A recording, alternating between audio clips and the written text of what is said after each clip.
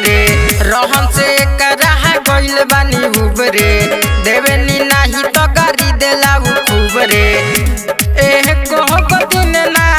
बाके सहाई करेला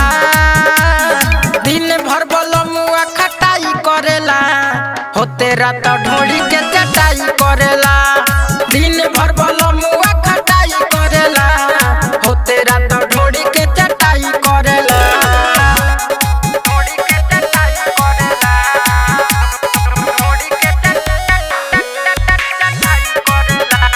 माँ जगदम्बा रिकॉर्डिंग स्टूडियो माधोपुर। खाला न जमीन हो जा परे नहीं बरेंडे अंडा परे भइल बेशरम बसा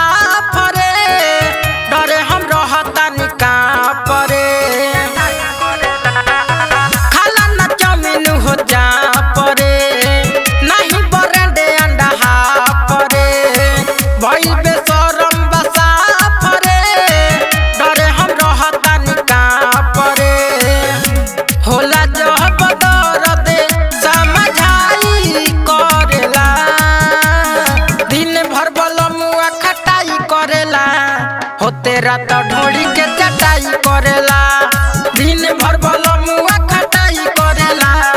होते रात ढोड़ी के चटाई करेला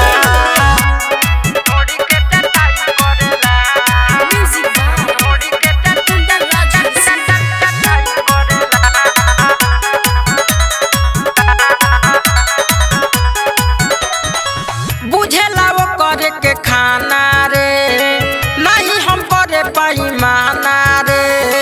देखी के इहे रहनिया वो करे मारेला देवरो ताना रे बुझेला वो करे के खाना रे नहीं हम करे पाई माना रे देखी के इहे रहनिया वो करे मारेला देवरो ताना रे सुजीत राहुल ना भलाई करेला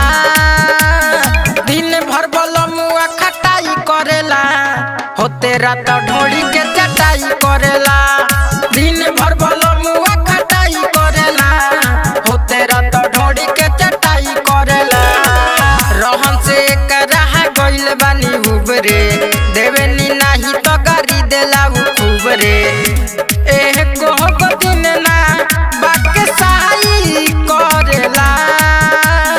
दिन भर बलमुआ खटाई करेला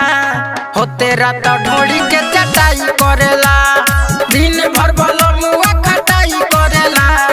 होते रात ढोड़ी के चटाई करेला माँ जगदम्बा रिकॉर्डिंग स्टूडियो माधोपुर।